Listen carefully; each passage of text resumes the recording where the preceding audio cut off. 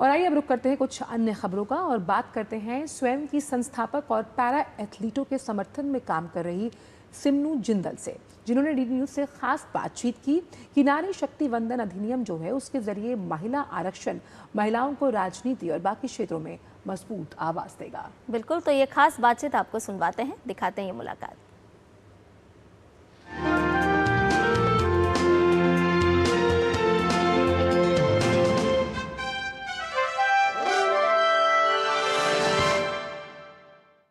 DD news के इस विशेष podcast में आपका स्वागत है। मैं हूं सुचित्रा और हमारे साथ हैं हमारी खास मेहमान जिंदल सॉ लिमिटेड की मैनेजिंग डायरेक्टर और सुगम्यता के क्षेत्र में काम कर रही संस्था स्वयं की संस्थापक और चेयरपर्सन स्मीनू जिंदल।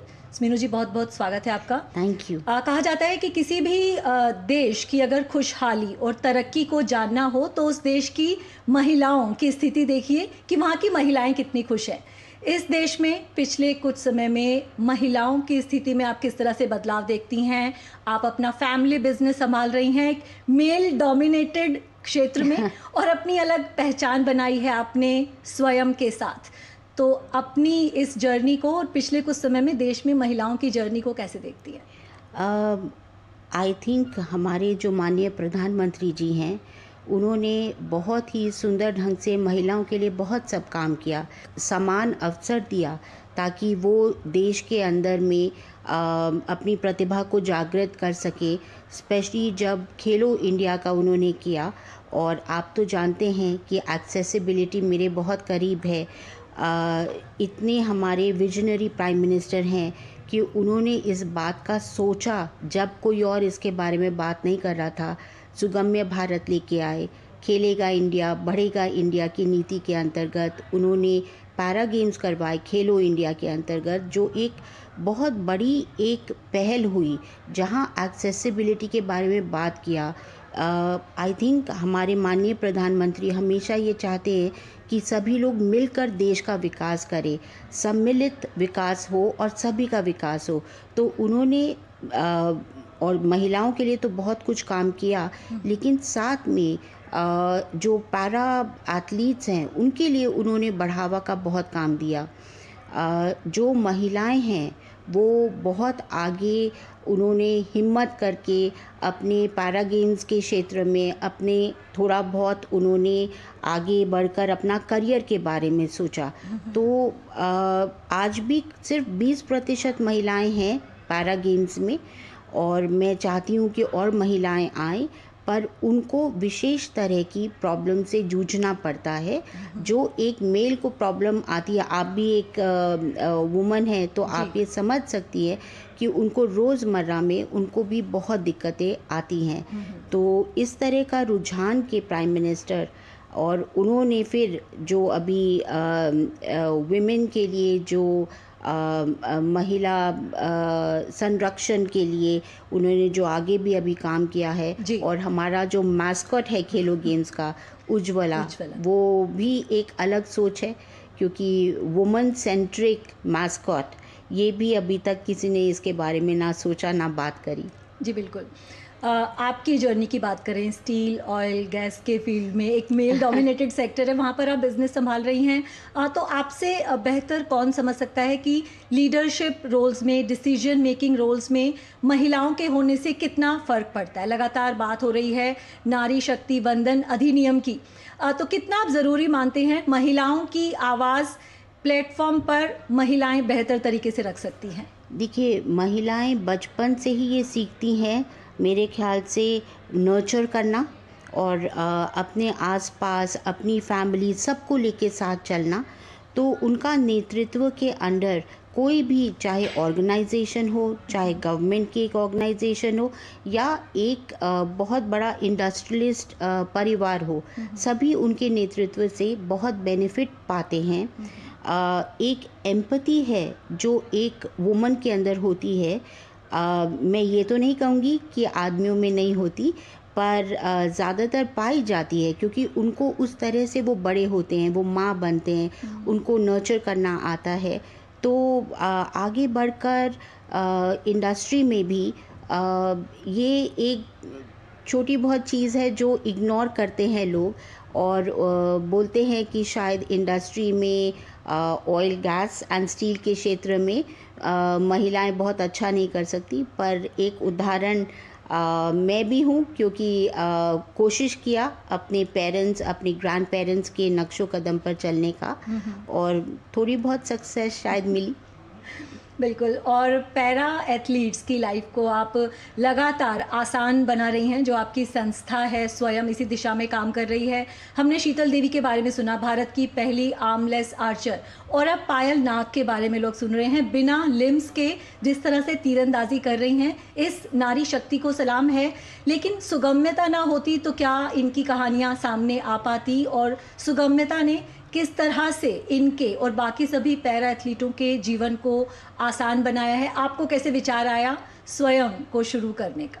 सुगम्यता एक बहुत ही इम्पॉर्टेंट विषय है जिसके बारे में कई बारी वो सिर्फ एक दिव्यांग जन के एंगल से दृष्टिकोण तक रह जाता है।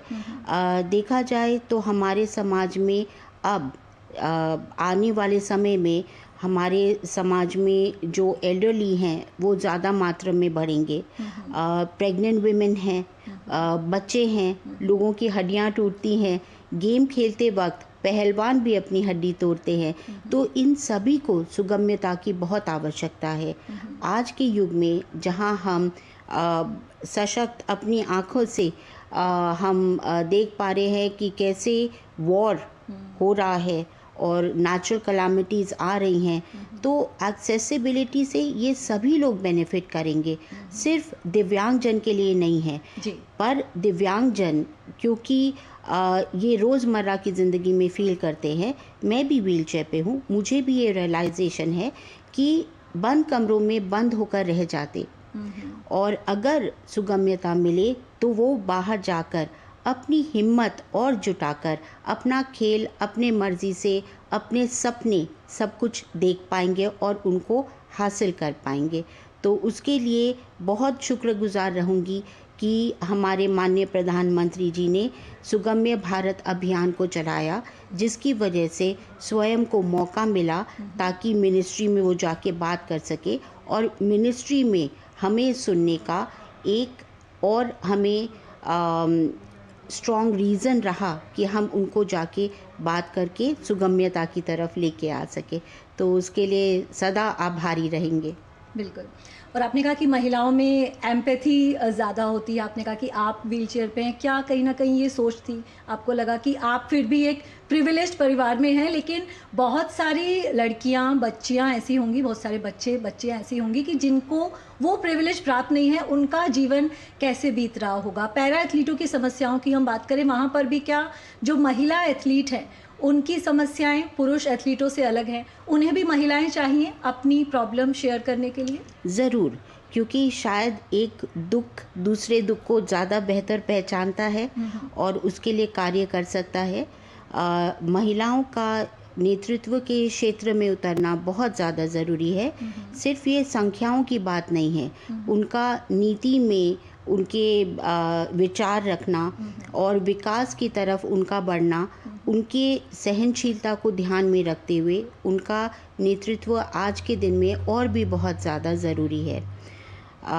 मेरे हिसाब से अब की बार भारत में सिर्फ पहली बार शायद महिला विकास का ही नहीं, महिला नेतृत्व के साथ के विकास की बात हो रही है।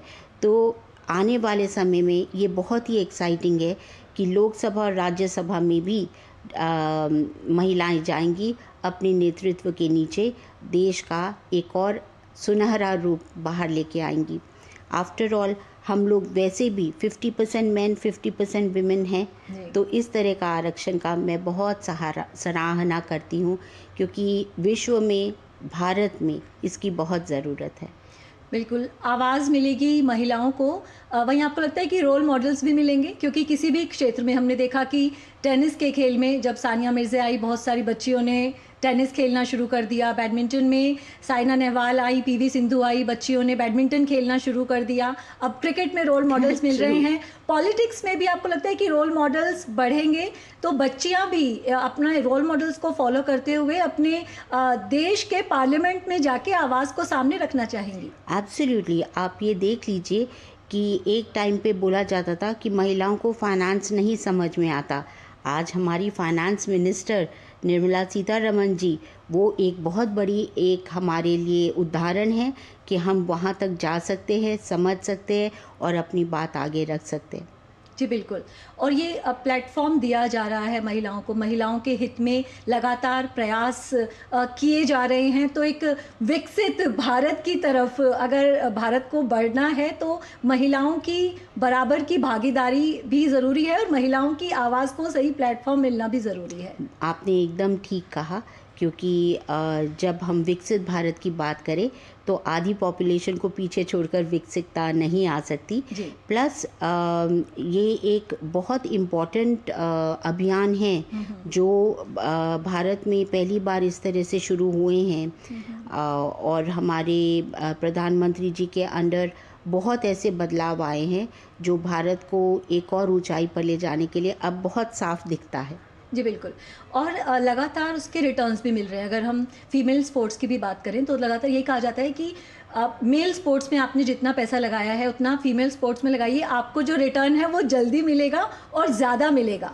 हम कहें कि हमारी जो महिला क्रिकेट टीम है उसने जल्दी विश्व स्तर पर ज़्यादा कामयाबी हासिल कर ली। आरसीबी की भी जो फीमेल क्रिकेट टीम है उसने मेल क्रिकेट टीम से पहले आईपीएल आपको WPL आपको जीत कर दे दिया।